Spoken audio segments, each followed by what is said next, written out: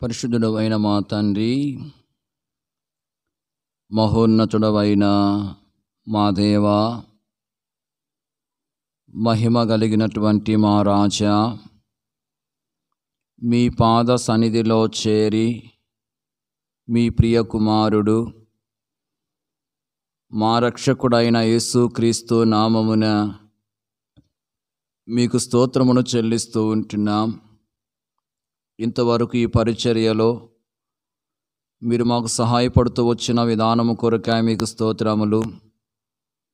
మీ సన్నిధికి చేరి వచ్చిన వారిని బట్టి మిమ్మల్ని స్తుతిస్తున్నాం. ప్రభువా, రావలసిన వారిని మీరు దర్శించండి. అధికమైన ఆలస్యం కాకుండా వారు మీ సన్నిధికి చేరి వచ్చేదాని కొరకు మీ కృపను అనుగ్రహించండి. ఈ సమయంలో నిలబడుతున్న మీ దాసుని మీరు కరుణించండి నాయన. అయోగ్యుడను నిష్ప్రయోజకుడిని ప్రభువా, మీ సన్నిధి నిలిచి పరిచర్య చేయుటకు ఏమాత్రము అర్హత లేనివాడను. మీరు నన్ను కరుణించి మీ కలువరి శిలువ రక్తము చేత మీరు నన్ను కడిగి పవిత్రపరచండి. మీ సిలువ చాటును మరుగుపరుచుకుని మీ ఆత్మ పూర్ణిగా చేసి మీరు అభిషేకించి వాడుకొనమని మీకు మనవి చేస్తూ ఉంటున్నాం. ఇదిగో నేను ఆదుకున్న నా సేవకుడని మీ వాక్యను రాయబడిన మాటను మీరు నా పక్షంగా నెరవేర్చండి. ఇదిగో నేను నోట నా మాటలు ఉంచి ఉన్నానని మీరు సెలవిచ్చిన మాటను మీరు నా పక్షంగా నెరవేర్చండి. మీ పరలోకపు సింహాసనము నుండి మీ మెల్లనైన మధురమైన స్వరాన్ని మాకు వినిపించండి. ఓ ప్రభువా, అయా, వాక్యం యొక్క వెలుగులో మేము మీ గొప్పతనము, మీ మంచితనం, మీ యొక్క ప్రేమను గ్రహించి మీరు మా పక్షంగా చేస్తూ వచ్చిన మేళ్ళన్నింటినీ తలంచుకొని హృదయపూర్వకంగా మిమ్మల్ని ఆరాధించి గణపరచుట కొరకై మీ సహాయమును మాకు దయచేయండి. ఈ ఆవరణం అంతటిని మీరు పరిశుద్ధపరచండి. అపవాది క్రియలను లయపరచుటకే దేవుని కుమారుడు ప్రత్యక్షమాయనని మీ వాక్యను రాయబడిన మాట ప్రకారం అపవాది క్రియలు అన్నింటినీ మీరు లయపరచండి. అయ్యా, మీ ఆత్మ సంచారం మాతో కూడా ఉంచండి. మీరే అన్ని విషయాల్లో మహిమ పొందుతురమ్మని యేసుక్రీస్తు ప్రభు నామమున ప్రార్థించి స్తుతించి వేడుకొనుచున్నాం తండ్రి, ఆమేన్. ఈ సమయంలో పరిశుద్ధ గ్రంథంలో నుండి లూకా సువార్త 2వ అధ్యాయము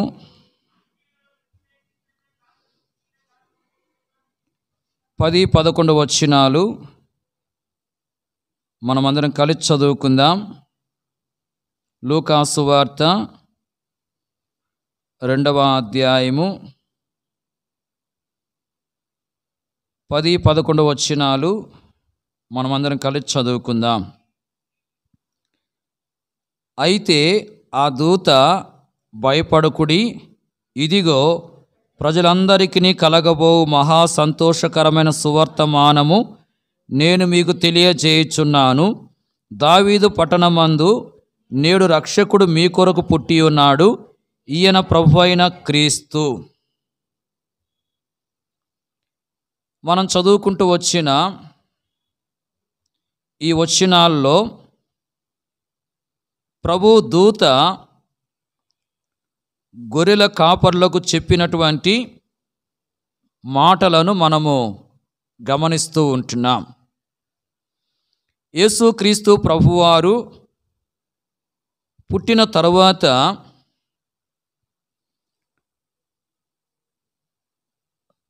కొందరు గొర్రెల కాపరులు పొలములో ఉండి రాత్రివేళ తమ మందను కాచుకుంటున్నప్పుడు ప్రభు దూత వారి యొద్దకు వచ్చి ప్రభు పుట్టినటువంటి ఆ సంగతులను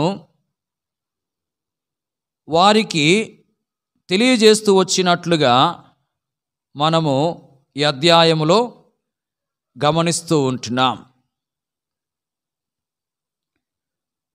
ఆ దూత, భయపడకుడి, ఇదిగో ప్రజలందరికీ కలగబోవు మహా సంతోషకరమైన సువర్తమానము నేను మీకు తెలియజేయుచున్నాను. దావీదు పట్టణమందు నేడు రక్షకుడు మీ కొరకు పుట్టి ఉన్నాడు.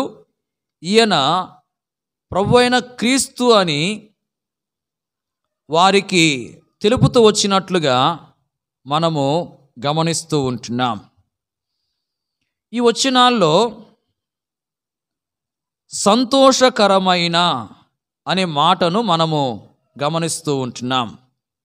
ఈ వచనాల్లో సంతోషకరమైన అనే మాట వ్రాయబడి ఉంది. ఈ సమయంలో పరిశుద్ధ గ్రంథములో నుండి ఇలాంటి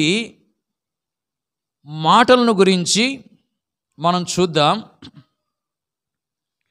సంతోషకరమైన, అలాగే రక్షణకరమైన, అలాగే శాంతికరమైన ఈ మూడు మాటలను గురించి ఈ సమయంలో మనము ధ్యానం చేద్దాం. ఏది సంతోషకరమైనదో, ఏది రక్షణకరమైనదో, ఏది శాంతికరమైనదో ఈ సమయంలో మనము పరిశుద్ధ గ్రంథములో నుండి ధ్యానం చేద్దాం. మరి ఈ మూడు విషయాలు, మొదటిది సంతోషకరమైన. సంతోషకరమైన అనే ఈ మాటను గురించి మొదటిగా మనం చూద్దాం. లూకా సువార్త 2వ అధ్యాయము 10వ వచనములో సంతోషకరమైన అనే ఈ మాట మనకు కనబడుతూ ఉంది. దూత ఆ గొర్రెల కాపర్లతో చెప్తూ వచ్చాడు, ప్రజలందరికీ కలగబోవు మహా సంతోషకరమైన సువర్తమానము నేను మీకు తెలియజేయుచున్నాను అని. దావీదు పట్టణమందు నేడు రక్షకుడు మీ కొరకు పుట్టి ఉన్నాడు, ఈయన ప్రభువు అయిన క్రీస్తు అని ఆ దూత తెలిపినట్లుగా మనము గమనిస్తూ ఉంటున్నాం. సంతోషకరమైన అనే మాట ఇక్కడ రాయబడి ఉంది. మరి ఏది సంతోషకరమైనది అని మనము మరి ఆలోచన చేసినట్లయితే యేసు ప్రభు యొక్క పుట్టుక సంతోషకరమైనది అనే సంగతి మనకు అర్థమవుతా ఉంది. ఏది సంతోషకరమైనది? యేసు ప్రభు వారి యొక్క పుట్టుక సంతోషకరమైనది.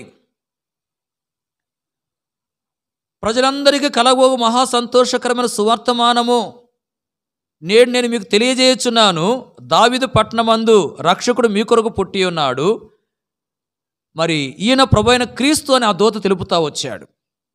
ఈ మాటల ద్వారా మనకేం అర్థమవుతుంది అంటే, యేసుక్రీస్తు ప్రభువారు పుట్టాడు అని ఈ సంగతి సంతోషకరమైన సంగతి. యేసుక్రీస్తు ప్రభువారు ఈ లోకంలో పుట్టాడు అనే ఈ విషయము సంతోషకరమైన విషయము. ప్రియులారా, పరిశుద్ధ గ్రంథంలో బాప్తిసమిచ్చే యోహాను పుట్టినందున అనేకులు సంతోషిస్తారని చెప్పి వ్రాయబడి ఉంది.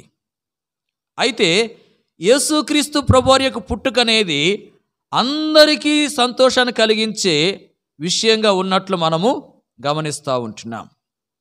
బాప్తిస్మిచ్చే యోహాను యొక్క పుట్టుక అనేకులకు మాత్రమే సంతోషాన్ని కలిగించింది.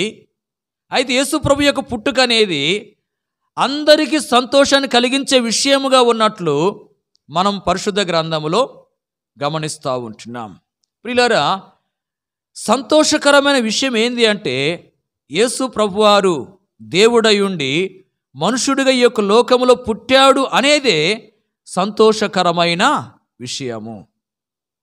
ప్రియులారా, యేసుక్రీస్తు ప్రభువారు మరి ఈ లోకములో ఎలాగ పుట్టినవాడుగా ఉన్నాడు అని వాక్యములో రాయబడింది అంటే, చూడండి, మత్తయి సువార్త 2వ అధ్యాయము 2వ వచనం. యూదుల రాజుగా పుట్టినవాడు ఎక్కడ ఉన్నాడు? తూర్పు దిక్కున మేము ఆయన నక్షత్రమును చూచి ఆయన పూజింపవచ్చితమని చెప్పిరి. ఈ వచనములో యూదుల రాజుగా పుట్టినవాడు ఎక్కడ ఉన్నాడు అనే మాటను మనం చూస్తున్నాం. అంటే యేసు ప్రభువారు యూదుల రాజుగా పుట్టినట్లుగా మనకు అర్థమవుతా ఉంది. జ్ఞానులు యెరూషలేమునకు వచ్చి యూదుల రాజుగా పుట్టినవాడు ఎక్కడ ఉన్నాడని చెప్పి అడుగుతా ఉన్నారు. అంటే యేసు ప్రభువారు రాజుగా పుట్టాడు. యేసు ప్రభువారు ఎలా పుట్టాడు? రాజుగా పుట్టాడు. సహజంగా ఒక వ్యక్తి పుట్టి పెరిగిన తర్వాత రాజు అవుతాడు తనకున్నటువంటి స్థితిగతులను బట్టి. అయితే యేసు ప్రభువారు మరి పుట్టుకతోనే రాజుగా పుట్టినట్లుగా మనము వాక్యంలో చూస్తూ ఉంటున్నాం. యేసు ప్రభుని గురించి రాజు అని చెప్పి వ్రాయబడి ఉంది. యేసు ప్రభుని గురించి రాజు అని వ్రాయబడి ఉంది. మరి యేసు ప్రభువారు యూదులకు రాజుగా ఉన్నట్లు మనం చూస్తూ ఉంటున్నాం. యేసు ప్రభువారు ఎవరికి రాజు? యూదులకు రాజుగా ఉన్నాడు. అలాగే యేసుక్రీస్తు ప్రభువారు రాజులకు రాజు అని పరిశుద్ధ గ్రంథములో వ్రాయబడి ఉంది. యేసు ప్రభువారు ఎవరికి రాజు? రాజులకు రాజు. అంతేకాదు యేసు ప్రభువారు సర్వభూమికి రాజు అయి ఉన్నాడని చెప్పి వాక్యములో వ్రాయబడి ఉంది. అంత మాత్రమే కాదు, యేసు ప్రభువారు మహిమగల రాజు అని చెప్పి పరిశుద్ధ గ్రంథములో వ్రాయబడి ఉంది. అంతేకాదు మరి యేసుక్రీస్తు ప్రభుని గురించి నిరంతరము రాజు అయి ఉన్నాడు అని చెప్పి వ్రాయబడి ఉంది. అంత మాత్రమే కాదు, సకల యుగముల్లో ఆయన రాజుగా ఉన్నట్లు కూడా పరిశుద్ధ గ్రంథములో వ్రాయబడి ఉంది. ప్రియులారా, యేసు ప్రభువారు రాజుగా పుట్టాడు. ఆయన గురించి రాజు అని మరి పరిశుద్ధ గ్రంథములో కొన్ని చోట్ల రాయబడ్డట్లుగా మనము గమనిస్తూ ఉంటున్నాం. రాజుగా పుట్టినటువంటి ఆ యొక్క ప్రభువును మనము ఆరాధించి గణపరిచే వారంగా ఉండాలి. రాజుగా పుట్టినటువంటి ఆ యొక్క ప్రభువును మనము స్తుతించే వారంగా ఉండాలని వాక్యము తెలియపరుస్తూ ఉంది. మన ప్రభువు రాజుగా పుట్టాడు. అంతేకాదు చూడండి, లూకా సువార్త 1వ అధ్యాయము, లూకా సువార్త 1వ అధ్యాయము 35వ వచనం. సర్వోన్నతుని దూత, అక్కడ నుంచి చదవండి. దూత పరిశుద్ధాత్మ నీ మీదికి వచ్చును, సర్వోన్నతుని శక్తి నిన్ను కమ్ముకొనును గనుక పుట్టబోవు శిశువు పరిశుద్ధుడై దేవుని కుమారుడు అనబడును. ఈ వచనములో యేసు ప్రభువుని గురించి మనం గమనిస్తున్నాం. పుట్టబోవు శిశువు పరిశుద్ధుడై దేవుని కుమారుడు అనబడును అనే మాటను. అంటే యేసు ప్రభువారు పరిశుద్ధుడిగా పుట్టినట్లు మనము గ్రహిస్తూ ఉంటున్నాం. పుట్టబోవు శిశువు పరిశుద్ధుడు అని చెప్పి ఇక్కడ రాయబడింది. అంటే యేసు ప్రభువారు పరిశుద్ధుడిగా పుట్టాడు. ప్రియుల, లోకములో మనుషులందరూ మరి పాపులుగా పుట్టినవారు అని చెప్పి వాక్యం తెలియపరుస్తూ ఉంది. భక్తుడైన దావీదు ఏమంటున్నాడు? నేను పాపములో పుట్టినవాడను, పాపములోనే నా తల్లి నన్ను గర్భము ధరించెను అంటూ ఉన్నాడు. అంటే మనుషులు పాపులుగా పుట్టినవారు. అయితే యేసు ప్రభువారు పరిశుద్ధుడిగా పుట్టాడు. యేసు ప్రభువారు పరిశుద్ధుడిగా పుట్టి మరి పాపులుగా పుట్టినటువంటి మనుషులను పరిశుద్ధులుగా చేసి పరిశుద్ధమైనటువంటి పరలోకానికి వారసులుగా చేయడానికి ఆ కలువరి శిలువలో తన పరిశుద్ధమైన రక్తం అంతటిని ఆఖరి బొట్టు వరకు చిందిస్తూ వచ్చాడు. ఎవరైతే యేసు ప్రభునందు విశ్వాసం ఉంచి పాపాలు ఒప్పుకుని క్షమించమని ఆయన అడుగుతారో ఆ ప్రభు వారి పాపాలు క్షమించి వారిని తన రక్తం ద్వారా కడిగి పరిశుద్ధపరిచి పరిశుద్ధమైన పరలోకానికి వారిని వారసులుగా చేస్తాడని వాక్యం తెలియపరుస్తూ ఉంది. కాబట్టి ఎవరైతే ఇంకా పరిశుద్ధులుగా చేయబడకుండా ఉన్నారో, పరిశుద్ధమైన పరలోకానికి వారసులుగా ఇంకా ఎవరైతే చేయబడలేదో వారు ఇప్పుడైనా మరి యేసు ప్రభుని అంగీకరించి మరి ఆ ప్రభు యొక్క రక్తం ద్వారా కడగబడి పరిశుద్ధులుగా చేయబడి ఆ పరిశుద్ధమైన పరలోకానికి వారసులు కావాలని వాక్యము తెలియపరుస్తూ ఉంది. ప్రియులారా, ఇప్పటికే ప్రభుని అంగీకరించి రక్షించబడిన మన జీవితంలో గమనించినట్లయితే మనం ప్రభుని ఎరగక మునుపు పాపులంగా ఉంటా వచ్చాం. అయితే మరి ఆ ప్రభువు మనను పరిశుద్ధులుగా చేసి పరలోకానికి వారసులుగా చేయడానికే పరిశుద్ధుడిగా పుట్టాడు. మరి తన పరిశుద్ధమైన రక్తాన్ని ఆ కలువరి శిలువలో చిందించిన వాడుగా ఉన్నాడు. కాబట్టి మన జీవితంలో మరి ఆ ప్రభువును మనం అంగీకరించడం ద్వారా, ఆ ప్రభు చిందించిన ఆ యొక్క పరిశుద్ధమైన రక్తం ద్వారా మనల్ని పరిశుద్ధులుగా చేసి పరలోకానికి వారసులుగా మనం చేస్తూ వచ్చాడు. కాబట్టి మనము మరి పరిశుద్ధుడిగా పుట్టినటువంటి ఆ ప్రభువును ఆరాధించి గణపరిచే వారంగా ఉండాలి. ప్రియులారా, మన ప్రభువు పరిశుద్ధుడిగా పుట్టాడు అని చెప్పి వాక్యం తెలియపరుస్తూ ఉంది. పరిశుద్ధుడిగా పుట్టినటువంటి ఆ ప్రభువు పాపులను పరిశుద్ధులుగా చేసి పరలోకానికి వారసులుగా చేయడానికి ఆ కలవరి శిలువలో తన పరిశుద్ధమైన రక్తమంతటినీ చిందిస్తూ వచ్చాడు. కాబట్టి ఆ ప్రభువును మనము ఆరాధించి గణపరిచే వారంగా ఉండాలి. అలాగే చూడండి, యేసు ప్రభువారు మరి ఏ విధంగా పుట్టాడు. ఇంకొక మాట లూకా సువార్తలోని 2వ అధ్యాయము 11వ వచనం. దావీదు పట్టణమందు నేడు రక్షకుడు మీ కొరకు పుట్టి ఉన్నాడు, ఈయన ప్రభు అయిన క్రీస్తు.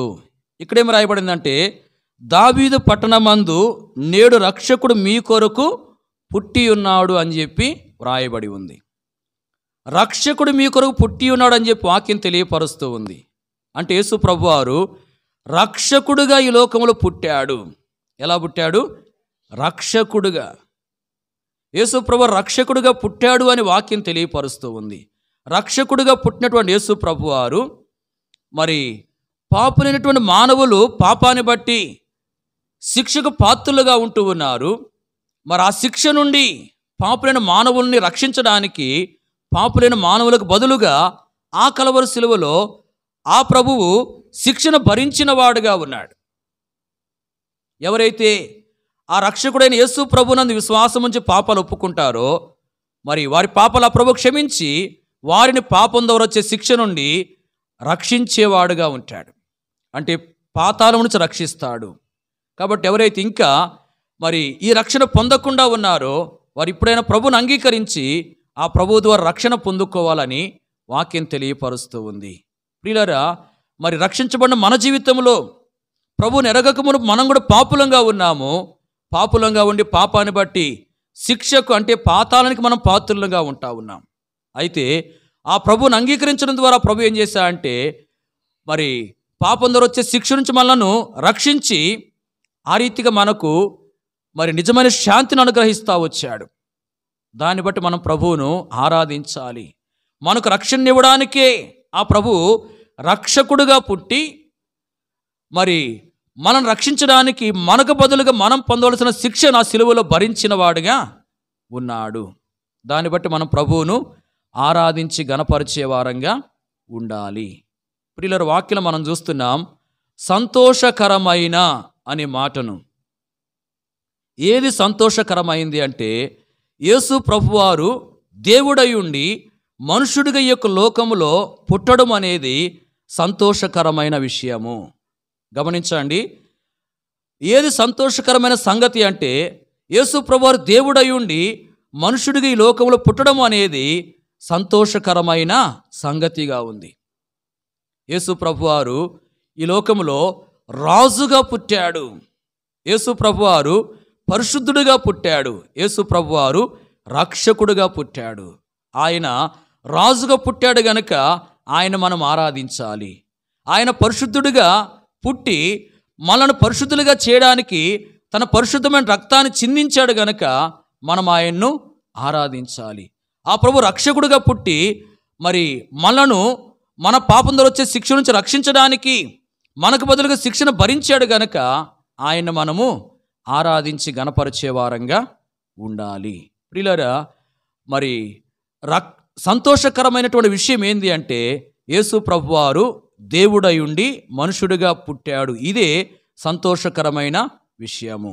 కాబట్టి ఆ ప్రభువును మనం ఆరాధించాలి. దేవుడై ఉండి మనుషుడిగా పుట్టినటువంటి ఆ ప్రభువు మనకు అనుగ్రహించినటువంటి ఆశీర్వాదాలన్నిటిని బట్టి ఆ ప్రభువుని ఎంతో మనము ఆరాధించి గణపరిచే వారంగా ఉండాలి. రెండోదిగా చూడండి, పరిశుద్ధ గ్రంథంలో నుండి తీతుకు రాసిన పత్రిక 2వ అధ్యాయము 11వ వచనం. తీతుకు రాసిన పత్రిక 2వ అధ్యాయం 11వ వచనం. ఏలయనగా సమస్త మనుషులకు రక్షణకరమైన దేవుని కృప ప్రత్యక్షమై. ఈ వచనములో రక్షణకరమైన అనే మాటను మనం చూస్తూ ఉంటున్నాం. మొదటి మాట ఏం చూసామంటే సంతోషకరమైన అనే మాటను గురించి మనము చూస్తూ వచ్చాం. రెండోదిగా మనం చూస్తున్నాం రక్షణకరమైన.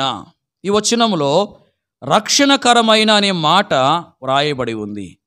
ఏది రక్షణకరమైనది అంటే మనం చూస్తున్నాం దేవుని యొక్క కృప రక్షణకరమైనది.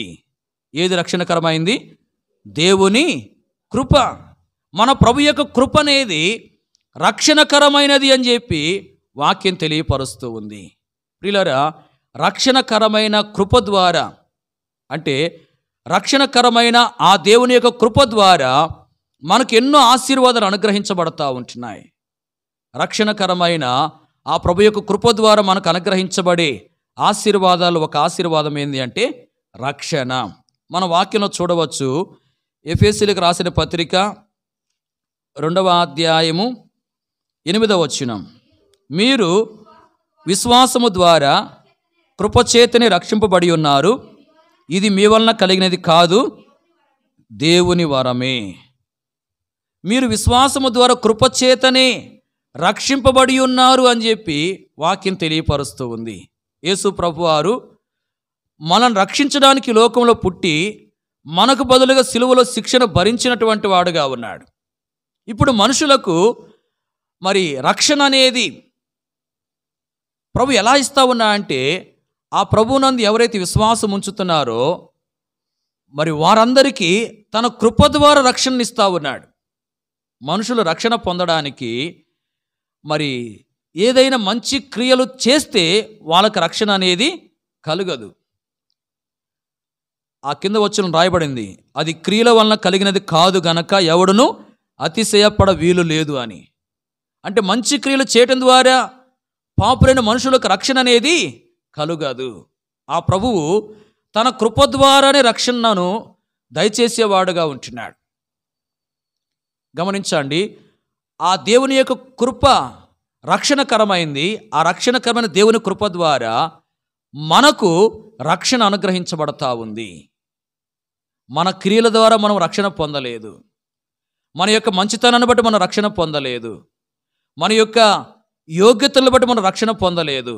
కేవలము ఆ ప్రభు యొక్క రక్షణకరమైన కృప ద్వారానే మనకు రక్షణ అనుగ్రహించబడింది.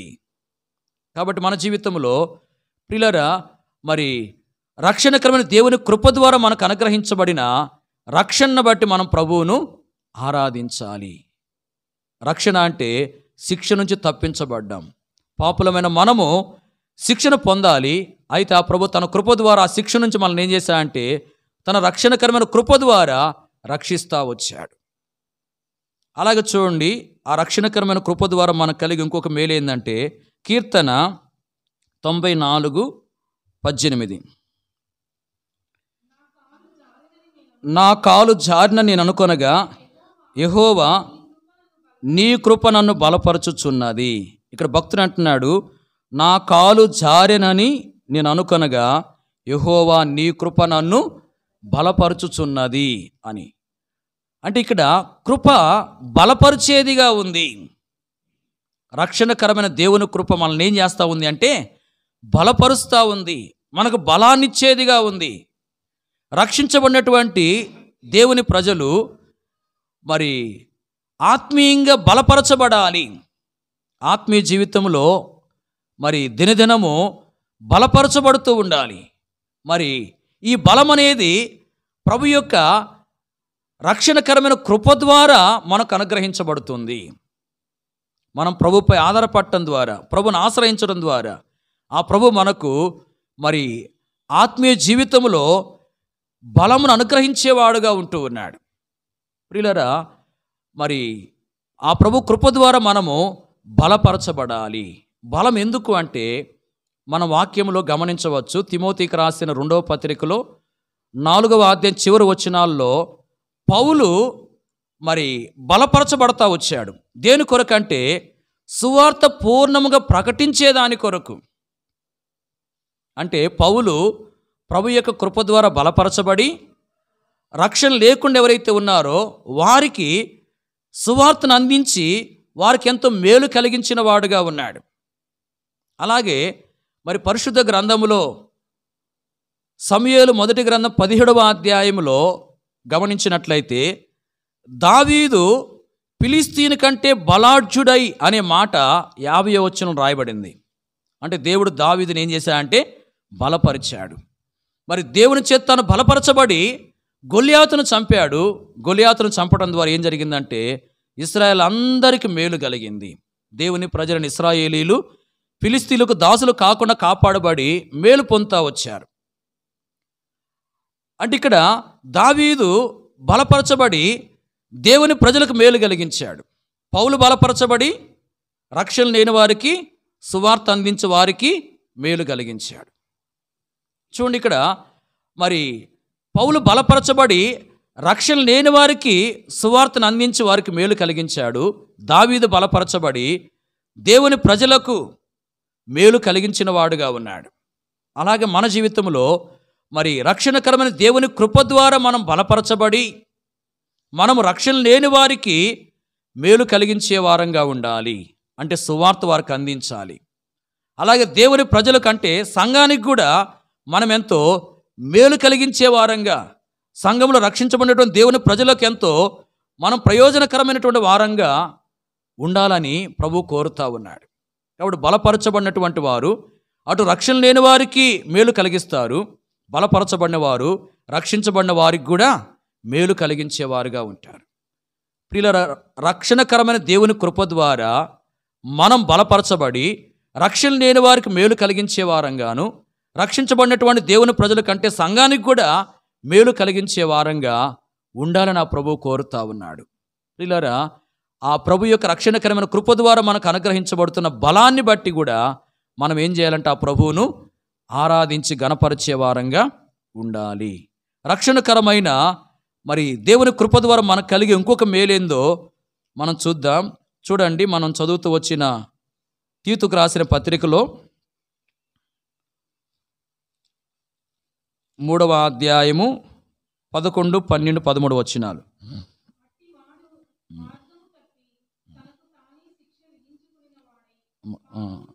2వ అధ్యాయం చదవమ్మా, 2:11.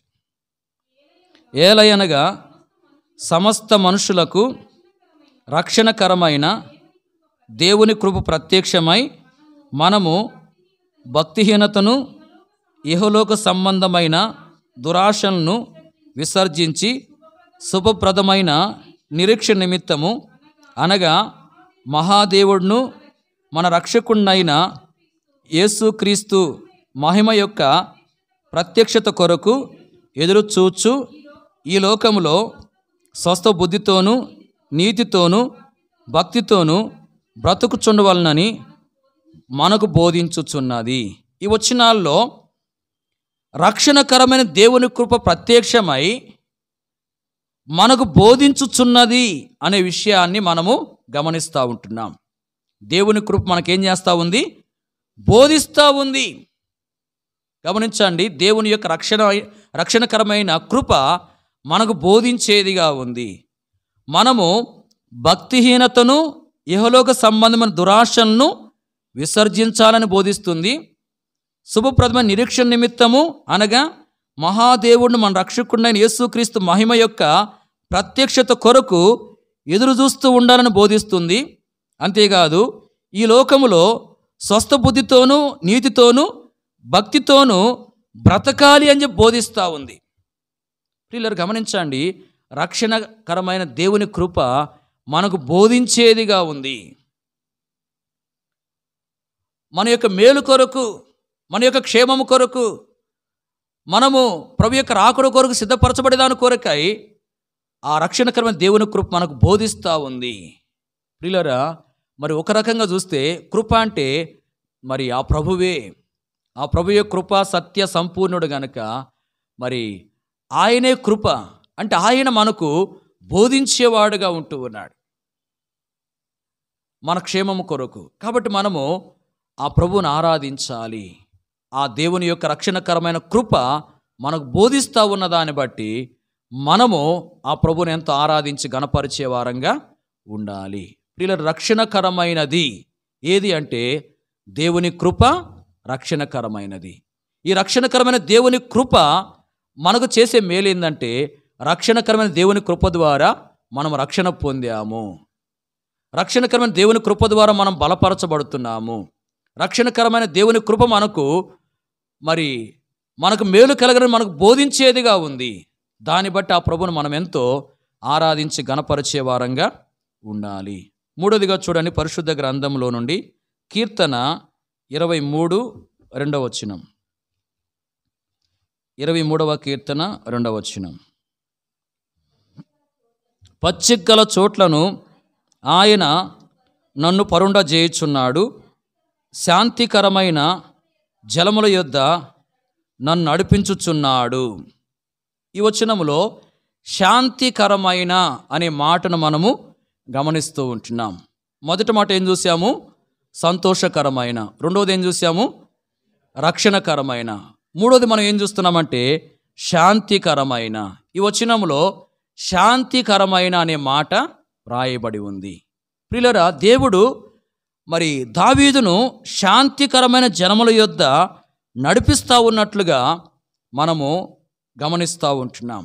శాంతికరమైన జనముల యొద్ద నడిపిస్తూ ఉంటున్నాడు. జలము అంటే నీరు. వాక్యములో మనం చూస్తే నీరు, జలం అనేది దేవుని యొక్క వాక్యానికి గుర్తుగా ఉంది. నీరు దేనికి గుర్తుగా ఉంది? వాక్యానికి గుర్తుగా ఉంది. ఇక్కడ శాంతికరమైన జలములు అని చెప్పి రాయబడింది. జలములు అంటే వాక్యానికి గుర్తు అని చెప్పి మనం చూస్తున్నాం. అంటే ఏది శాంతికరమైంది అంటే, గమనించండి, దేవుని వాక్యము శాంతికరమైనది. గమనించండి, శాంతికరమైనది ఏది అంటే మనకు దేవుని వాక్యం. ప్రియులారా, మన యొక్క ధనం మనకు శాంతినివ్వదు, మన ఆస్తిపాస్తులు మనకు శాంతిని ఇవ్వవు, మన పేరు ప్రఖ్యాతి మనకు శాంతినివ్వవు. అలాగే మనుషులు మనకు ఇచ్చే శాంతి అది సంపూర్ణమైంది కాదు. మనుషుల ద్వారా కూడా మనం శాంతిని సరైన విధానంలో పొందుకోలేం. అయితే దేవుని యొక్క వాక్యం మనకు నిజమైన శాంతిని, నిజమైన నెమ్మదినిచ్చేదిగా ఉంది. మన జీవితంలో శాంతికరమైనది ఏది అంటే దేవుని యొక్క వాక్యమే శాంతికరమైనది. ఆ ప్రభువు శాంతికరమైనటువంటి వాక్యం యొద్ద మనం నడిపిస్తూ మనకెంతో మేలు చేసేవాడుగా ఉంటూ ఉన్నాడు. పరిశుద్ధ గ్రంథములో మనం చూడవచ్చు, సామెతల గ్రంథం 3వ అధ్యాయము 1-2 వచనాలు. నా కుమారుడా, నా ఉపదేశం మరువకము, నా ఆజ్ఞలను హృదయపూర్వకంగా గైకొనము, ఆ దీర్ఘాయువును సుఖ జీవంతో గడు సంవత్సరములను శాంతిని నీకు కలగచేయును. ఈ వచనాల్లో మనం చూస్తున్నాం, మొదటి వచనంలో నా ఉపదేశమును మరువకము, అలాగే నా ఆజ్ఞలను హృదయపూర్వకంగా గైకొనుము. అంటే దేవుని యొక్క ఉపదేశములు, దేవుని యొక్క ఆజ్ఞలు అంటే దేవుని వాక్యం. ఈ వాక్యాన్ని మరవకుండా వాక్య ప్రకారం నడుచుకుంటే ఈ వాక్యం ఏం చేస్తుందంటే దీర్ఘాయువునిస్తుంది, సుఖజీవంతో గడు సంవత్సరాన్ని ఇచ్చేదిగా ఉంది, శాంతిని కలగజేసేదిగా ఉంది. చూడండి, వాక్యం ఏం కలగజేస్తుంది? శాంతిని కలగజేస్తుంది. ప్రియులారా, మన జీవితంలో శాంతికరమైనది ఏంది అంటే దేవుని వాక్యమే శాంతికరమైనది. మనము శాంతిని పొందుకోవాలంటే, నెమ్మదిని పొందుకోవాలంటే వాక్యాన్ని చదవాలి, వాక్యాన్ని వినాలి, వాక్య ప్రకారము నడుచుకోవాలి. పరిశుద్ధ గ్రంథంలో ఈ వాక్యము ద్వారా శాంతిని, నెమ్మదిని పొందుకున్న వాళ్ళు అనేకులు ఉన్నారు. చూడండి, పరిశుద్ధ గ్రంథములో దినవృత్తాంతములు 2వ గ్రంథము 14వ అధ్యాయము 4వ వచనం. వారి పితరుల దేవుడైన యెహోవాను ఆశ్రయించుటకును, ధర్మశాస్త్రమును బట్టి విధిని బట్టి క్రియలు జరిగించుటకును యోధా వారికి ఆజ్ఞాపించి. ఆస రాజుగా ఉన్న దినాల్లో యోధా వారికి ఏమని ఆజ్ఞాపించాడు అంటే మనం చూస్తున్నాం, యెహోవాను ఆశ్రయించాలి అని ఆజ్ఞాపిస్తూ వచ్చాడు. అలాగే ధర్మశాస్త్రను బట్టి విధిని బట్టి క్రియలు జరిగించాలని చెప్పి ఆజ్ఞాపిస్తూ వచ్చాడు. అంటే వాక్య ప్రకారం నడుచుకోవాలి అని ప్రజలకు బోధిస్తూ వచ్చాడు. అలాగే తాను, ఆ యోధా రాజ్యంలో వారందరూ కూడా వాక్య ప్రకారము దేవుడిచ్చినటువంటి ఆజ్ఞలకు లోబడి జీవిస్తూ ఉంటున్నారు. దాన్ని బట్టి దేవుడు వారికి చేస్తూ వచ్చిన మేలు ఏంటంటే చూడండి 6వ వచనం. ఆ సంవత్సరములలో అతనికి యుద్ధములు లేకపోవడం చేత దేశములో నెమ్మది కలిగి ఉండెను. చూడండి, యుద్ధములు లేకపోవడం చేత నెమ్మది లేక శాంతి ఉన్నట్లుగా మనం గమనిస్తూ ఉంటున్నాం. అంటే ఇక్కడ దేవుడు యుద్ధాలు లేకుండా చేసి వారికి ఏమిచ్చాడంటే నెమ్మదిని, శాంతినిచ్చాడు. దీని అర్థం ఏంటంటే కొన్నిసార్లు మన జీవితంలో దేవుని వాక్యానికి లోబడి మనం జీవిస్తూ ఉంటున్నప్పుడు మనకు మరి బాధలు, కష్టాలు, శ్రమలు, శోధనలు, ఇబ్బందులు లేకుండా చేసి నెమ్మదిని, శాంతిని ఇస్తాడు దేవుడు. గమనించండి, దేవుని వాక్య ప్రకారం మనం నడుచుకుంటున్నప్పుడు కొన్నిసార్లు దేవుడు మరి మనకు బాధలు లేకుండా చేస్తాడు, ఇబ్బందులు లేకుండా చేస్తాడు, శ్రమలు, శోధనలు లేకుండా చేసి మనకు నెమ్మదినిస్తాడు లేక శాంతినిస్తాడు. అయితే మరి ఇంకా కొన్నిసార్లు ఎలా చేస్తాడంటే ఆయన, మనం కీర్తన 119:50లో గమనించినట్లయితే, నీ వాక్యం నన్ను బ్రతికించి ఉన్నది, నా బాధలు ఇదే నాకు నెమ్మదిని కలిగించుచున్నదని చెప్పి భక్తుడు అంటున్నాడు. బాధలో నెమ్మది అనే మాట అక్కడ రాయబడింది. అంటే భక్తునికి బాధ ఉంది, బాధ ఉన్నప్పటికీ ఆ బాధలోనే దేవుడు ఏమిస్తున్నాడు? నెమ్మదిని, శాంతినిస్తా ఉన్నాడు. గమనించండి, దేవుడు తన వాక్యము ద్వారా భక్తునికి మరి బాధలోని నెమ్మదిని కలగజేస్తున్నాడు, బాధలోని శాంతినిస్తూ ఉంటున్నాడు. దీని అర్థం ఏంటంటే మన వాక్యాన్ని అనుసరించి నడుచుకోవటం ద్వారా మనము కొన్నిసార్లు బాధలున్నా కూడా, శ్రమలున్నా కూడా, శోధనలు ఉన్నా కూడా, మరి ఇబ్బందులు మనకున్నా కూడా నెమ్మదిని మనం పొందుకుంటాం, శాంతిని మనం కలిగి జీవించగలుగుతాం. అంటే ఈ వాక్యాన్ని అనుసరించి నడుచుకుంటే ఈ వాక్యం మనకు శాంతినిస్తుంది. ప్రియులారా గమనించండి, మన వాక్యాన్ని అనుసరించి నడుచుకోవటం ద్వారా కొన్నిసార్లు దేవుడు మరి బాధలు, కష్టాలు, శ్రమలు, శోధనలు లేకుండా చేసి నెమ్మదిని కలగజేస్తాడు, శాంతిని కలగజేస్తాడు. కొన్నిసార్లు ఏమో మరి బాధలు, కష్టాలు, శ్రమలు, శోధనలు ఉన్నప్పటికీ మనకు నెమ్మదిని, శాంతిని ఇచ్చేవాడుగా ఉంటాడు. కాబట్టి మన జీవితంలో వాక్యాన్ని అనుసరించి నడుచుకోవటం ద్వారా ఈ విధంగా నెమ్మదిని పొందుకుంటాం. కొన్నిసార్లు ఏమో బాధలు ఏమీ లేకుండా చేసి దేవుడు మనకు నెమ్మదిని, శాంతిని ఇస్తున్నాడు. కొన్నిసార్లు ఏమో బాధలు ఉన్నప్పటికి కూడా మనకు నెమ్మదిని, శాంతిని దయచేస్తూ ఉన్నాడు. దాన్ని బట్టి మనం ప్రభుని ఎంతో ఆరాధించి గణపరిచే వారంగా ఉండాలి. వాక్యలో మనం చూస్తున్న శాంతికరమైన అనే మాటను, ఏది మనకు శాంతికరమైంది అంటే దేవుని వాక్యమే శాంతికరమైంది. అంటే దేవుని వాక్యం మనకు శాంతినిచ్చేదిగా ఉంది. ఆ వాక్యం ద్వారా మనకు అనుగ్రహించబడిన శాంతిని బట్టి మరి ప్రభుని ఎంతో మనం ఆరాధించి గణపరిచే వారంగా ఉండాలి. ఈ సమయంలో 3 విషయాలు చూసాము. మొదటిది ఏంటంటే సంతోషకరమైన. ఏది మనకు సంతోషకరమైంది అంటే మరి యేసు ప్రభువు దేవుడై ఉండి మనుషుడిగా పుట్టడమే సంతోషకరమైన విషయము. ఆయన పుట్టడం ద్వారా మనకు కలిగినటువంటి మేలు ఏంటో ప్రియులారా, వాటన్నిటిని బట్టి ఆయన మనం ఆరాధించి గణపరిచే వారంగా ఉండాలి. రెండోది మనం చూసాము రక్షణకరమైన. ఏది రక్షణకరమైంది అంటే ఆ దేవుని యొక్క కృప రక్షణకరమైనది. ఆ రక్షణకరమైన దేవుని కృప ద్వారా మనకు ఏ ఆశీర్వాదాలు అనుగ్రహించబడుతున్నాయో వాటన్నిటిని బట్టి ఆయన మనం ఆరాధించాలి. మూడవది శాంతికరమైన. ఏది మనకు శాంతికరమైంది అంటే దేవుని యొక్క వాక్యము శాంతికరమైంది. శాంతికరమైన దేవుని వాక్యం ద్వారా మనకు అనుగ్రహించబడుతున్నటువంటి శాంతిని బట్టి ఆ ప్రభువును మనం ఎంతో ఆరాధించి గణపరిచే వారంగా ఉండాలి. ప్రియులారా, ప్రభు యొక్క పుట్టుక మనకు సంతోషకరమైనదిగా ఉంది.